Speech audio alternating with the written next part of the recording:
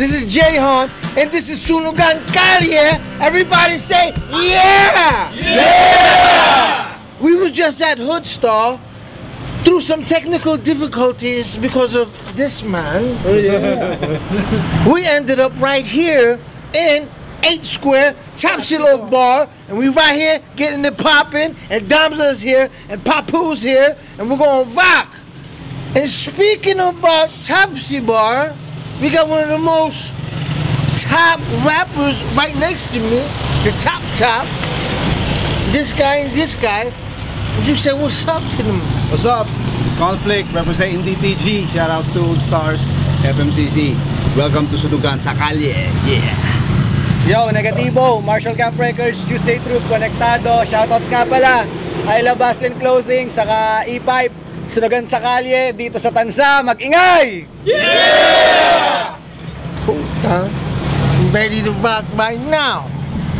No further ado, no more talking. Okay, bago ako magsimula, gusto ko munang magpasalamat at magbigay ng respeto kay Conflict, kay Jehan, kay Negativo, at kay Mike Swept. Ito na ang pinakamagandang liga na sinalihan ko. Lahat ng butas papasukin ko, walang mali-maliban, kaibigan, pati syota mo. Papasukin ko. Ikaw na pala si Papiw, yung batang hindi lumaki. Bakit kasi? Tuwing hapon ka nagkakape. Wala ka naman talagang kayang maipagmalaki, yung tenga mo lang pre. Mukha kang nuno sa pulso, pero mas mukha kang sugpo. Yung ilong mo parang hinlalato.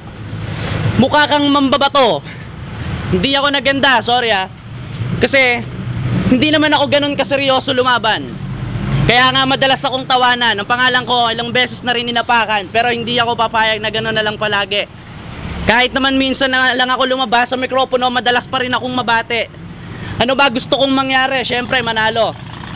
Pero tanggap ko kung sa unang banat ko pa lamang ay halata ng matatalo. Pero wag ka masyadong kumpiyansado, tarantado. Ang laki ng bunganga mo parang lababo. Papi, wisa ka lamang sa mga lihitimong taga-Cavite. Kaya nung gusto niyang tumakbo ng barangay captain dito sa lugar na to, ang balak niyang itayo sa napangalan sa lugar nila ay Cavitew. Kasi gusto niyang isunod sa pangalan niya na Papiw. Iw kang mag-rap, alam mo kung ano ang totoo. At alam mo rin kung ano yung mga bagay na gusto kong sabihin sa'yo. Ayokong mamersonal dahil patas akong kalaban. Marunong akong tumingin sa kapwa. Salamat kaibigan. Alright!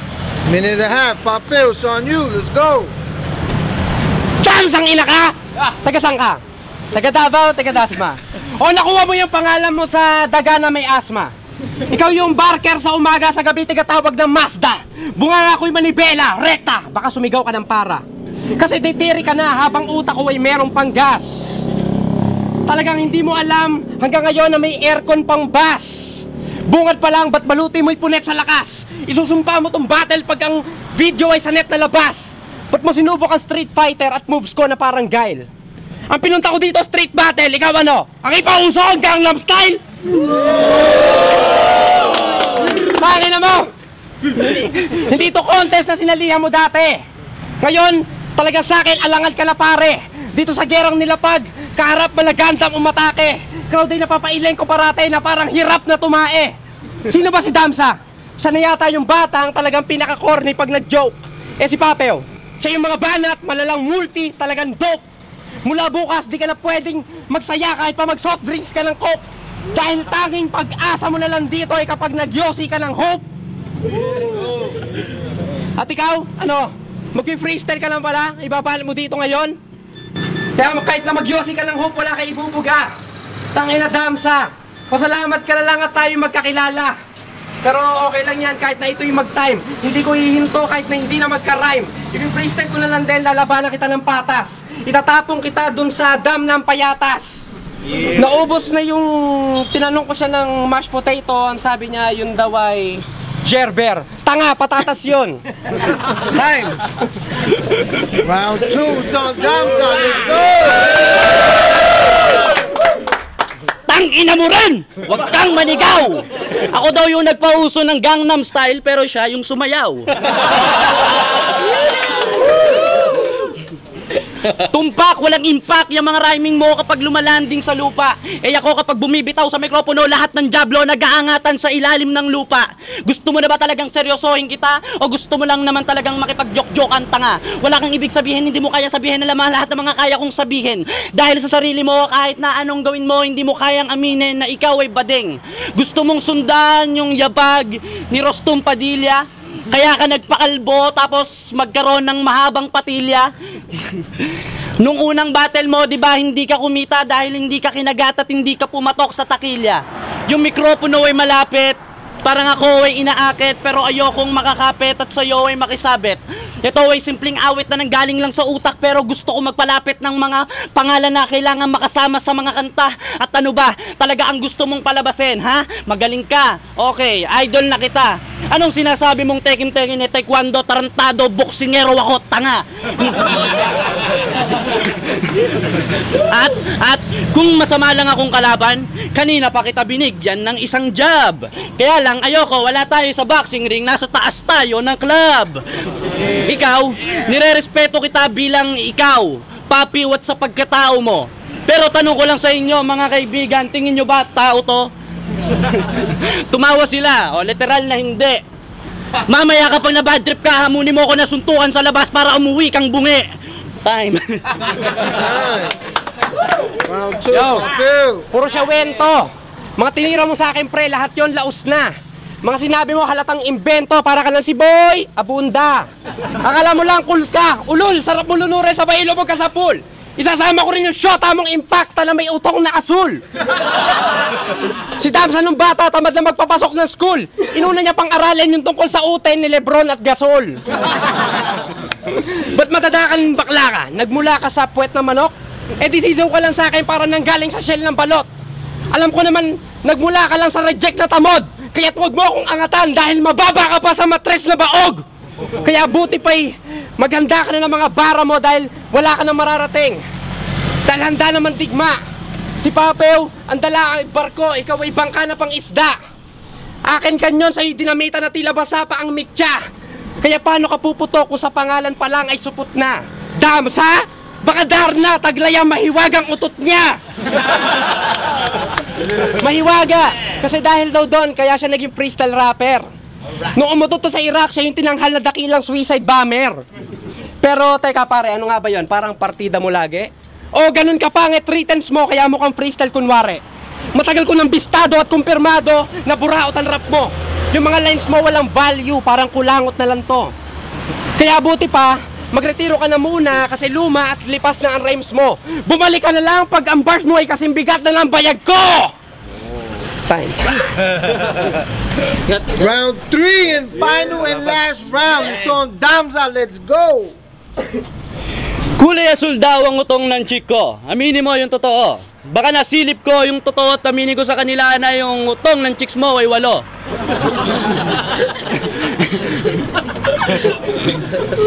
Yaw, at saka paano ka magiging mabigat? Yun lang naman ang simple kong tanong. Ano, mabigat ka eh yung bayag mo nasa ilong. Tumatawa na lang tayo kasi ayaw natin ng seryoso. Ayoko maging abusado at ayoko rin magpakakumpiyansado. Ikaw ang heavyweight ng Cavite at ako ang boksingero ng San Pedro. Ikaw ay nakainkwentro kaya minsan ay gusto ko ring bumuelo. Gusto kitang makaduelo, yun ang totoo. Pero ayoko sa flip-top, gusto ko lang yung ganito. Para mabigyan natin ng kasiyahan yung mga taong minsan lang makapanood sa tunay na liga. Halika, wag nating isipin na merong pambayad o merong kinita. Basta ang kailangan natin, mapasaya lahat ng mga taong hindi nakakatungtong sa mga natutungtungan natin. Irespeto mo yung mga taong mas mababa sa'yo kagaya ng respetong ginagawa namin. Ikaw, wala ka naman talagang ginagalawan eh. Ang ginagalawan mo dito lang. Kaya nagiging gangsta ka, tarantado, dito lang. Wala ka namang naiambag. Anong naiambag mo? 1 kilong libag? O minsan pag bumabattle ka, mas trip mong nakabag. Wala ka naman talagang nagawa. Wala ka rin na pala. Hindi ka pwedeng tawaging walang ya dahil ikaw ang tunay na bakla. Ikaw ay nag-iisa. Alam mo kung ano ang totoo dahil sinungaling lahat ng mga binibigkas ng bibig mo. Freestyle lang to, o freestyle lang to, o freestyle lang to, tangina mo. Wala akong ginawang kasulatan o sulat na ginawa habang umaandar yung tatlong sasakyan na sinakyan namin kaganina. Tapos, na-late pa ako. Ayoko naman magkaroon tayo ng beef. Tangina. Pagbaba ko, napagkamalan pa akong bouncer sa jeep. Pero okay lang yon. At least, binati ako ng mga kabataan. Kahit na konti tinawanan, yun na yun magsisilbi sa akin kayamanan. Yeah. So the last round, Papel, let's go! Mula nung kataga, lahat ng battle na next ako ay on call at ready na. Kaya suungin anumang baha basta may bota ay pwede na. Putang ng pestical leche kaya sa akin yari ka na nga. Sa FB ka naghahamon, puta keyboard gangster ka pala. Kaya anong tapang ang dala mo? Santasan ng kape? Tatapat mo sa mga bara ko na 5 granada at tangke? Puta si Damsa talagang wala siyang ibubuga at wala siyang parte. Ang dala ko dapat siya'y hatawin na ng sanse. Pero joke lang yun, kaya i-freestyle ko na lang din imbes na i-speak ko yung writtens ko. Kasi yung writtens ko, pwede ko nang itapat sa mga writtens nyo. Dahil dito sa event ay na-late siya. Dahil na-late siya ng dating. Malamang may ka-date siya na bading. Dahil ayaw namin seryosohin ang laban, pero okay lang yon, magpapakita kami ng gilas. Ang mga papel na amin sunulatan ni sigurado napipilas. Ayun, damit niya, G-unit, hindi ko alam kung ano unit, basta may spray paint dyan. Yung bayag niya nasa ilong, sabi niya, bayag ko daw nasa ilong, pero okay lang yun. Marks NY Surface, tangina, kamukha mo si Scarface na tulak ng droga ng shabu. Yun lang. Time! Yeah! Make some noise! Judgment time! Yo, negatibo nga pala. First 2 rounds, mas consistent yung mga punchlines ni Papel. Pero credit kay Damsa kasi nagustuhan ko yung mga rebuttals niya. Round 3 medyo nag-stutter si Papel, pero si Damsa consistent sa round 3, so patas para sa akin. OT ako. OT. Ako naman. Yo, Conflict, representing DTG. Shoutouts to Stars, FMCC. Grabe, kaya pala main event to. Tindi. Pwede ba makingay tayo isa pa para sa kanila? Yeah! Tindi, no? Ang lupit ng mga bara ni Papel. Sa lahat ng mga battle na pinanood ko, battle niya, ito yung pinaka-paborito ko. Pero humanga ako dun sa mga freestyle, ang galing mag-freestyle ni Damsa. Sabi nito, OT, para sa akin, parehas magaling. Sige, OT tayo, OT. OT tayo. Alright, let's go to the... Para masaya. Shorty. Yo, Shorty Loke, representing KFS, dito sa amin sa 8 Square Tapsi Bar. Ginanap ang final battle ni Damsa and ni Papel. Mas okay sa akin ang bagsak ni Papel, pero mas magaling naman din mag-freestyle si Damsa, so mas okay kung mag-OT pa tayo. OT. Yeah! OT round, Papel. Utapeteng si Damsa dumayo ng Cavite. Tumapat kay Papel na kargado ang kalibre. Kaya si Gago ang panalo ay imposible. Para ka lang kuting na nilamon ng tigre. Pag natalo mo ako, pare, yun ang matatawag mo na good job. Mukha kang pala kayong asawa mo pitbull, kaya anak nyo bullfrog. At dito sa duelo, talagang ikaw ang unang dedo. Patataubin ko itong nanggaling ng bilibid. Tumbang preso! At teka lang, Damsa, huwag mo akong pilitin pantayan. Tanggapin na malayo ang agwat. Hindi ako sikat pero tinatawag na idol pag nag-rap. Para bang rifle mang ratrat. Talagang knife ko pang tadtad. Kaya kahit na micro, kinain ang lines mo, sinama sa rice ko, altanghap! Alam mo yan? Yun ang almusal, tanghalian, tsaka hapunan. Almusal, tanghalian at hapunan. Ngayong gabi, nakikita ko na ikaw ang magiging talunan. Pero okay lang yun dahil ito ay gagawin na lang natin parang exhibition. Tuturuan kita kung paano circumcision. Dahil hindi ka patuli, nga pala, naalala ko. At naalala ko yung sabi mo kay Aklas na ang baho ng hininga niya na at kamukha niya si Kokey. Okay. Pero wag na natin nga pala idamay sila dahil ito'y parang friendly game lang. Kalaban ko si Damsa sa 8 squared sa taas. Yun ay okay lang. Hindi na ako magpa-punchline hanggang sa matapos ang round na to. Hanggang mula first hanggang third round. Sapat na yung mga pinaulan kong lines na sindami ng balbas at bigote ni Dirtbag. Time! OT round! OT round, Damsa, it's on you, let's go! Lahat ng mga taga Cavite, tansa, sumigaw! Yeah! O, tulig ka raw! Oras na para ilabas ko naman ng tunay kong anyo. Maamong mukha sa loob ng pagkatao ko'y nagkalat ang mga dugo. Aninong may sungay, anghel na walang buhay, bangkay na walang hukay, utak na walang husay. Sige nga sa akin, patunayan mo. Ng puta. Papiw! Anong anak ko mukhang bullfrog. Hindi ko na nailabas. Huwag ka nang magpauso. Oh, mukhang bullfrog yung anak ko, pero yung anak mo mukhang pugo. Wala kang kayang ilabas na galing dahil alam mo sa sarili mong wala kang narating. Gusto mong makahanay dun sa kanta ng Dagtang Lason, magmahal ka na lang din ng bading. O kaya lumangoy ka sa dagat, magpahabol ka sa pating. Matino ka naman pero yung ilong mo pang praning. Ikaw ay maliit lang ang narating kasi kahit mo lang yung pangarap mo. Nung ikaw ay nasa dilemma, panay matatangkad lang ang nahanap mo. Wala kang mahagilap na liwanag sa dilim dahil maitim ang iyong budhe. Kaya mo lang ngumiti sa liwanag kasi yung gilagid mo maputi. Ikaw si Papiw. Papiw na mukhang agiw. Na yung ngipin mukhang ginakit. Tapos, buhok pala yan. Nakala ko makapal lang ang anit. That's right. At kahit anong gawin mong pagsusulat, hindi tayo magiging magka-bracket kapag sineryoso ko mga laban ko, baka ikaw ay madawit. Time!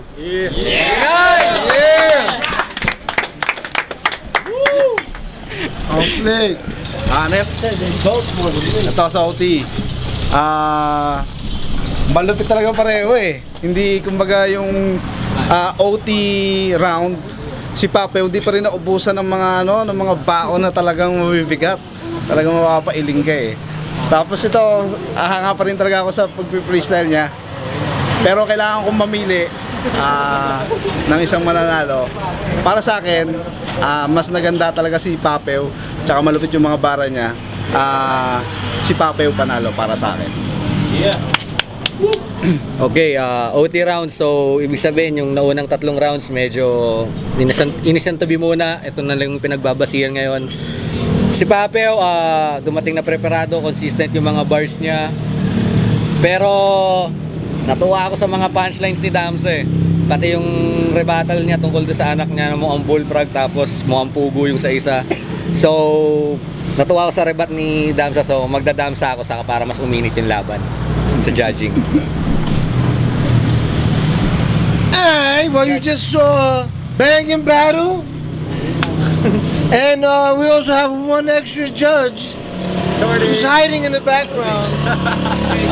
Hindi ka sa dalawa. Hindi man masyadong seryoso yung laban pero ready dumating nga si Papew gaya nung sinabi niya. Laban. Pero talagang dikdikan ng labanan pero kay Papew pa rin ang boto ko. Yeah.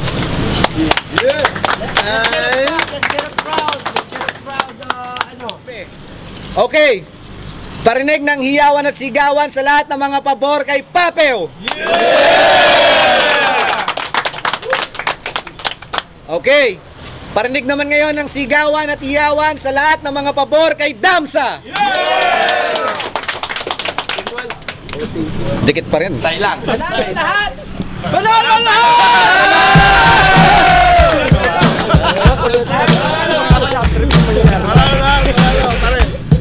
Galing. Tayo. Tabla.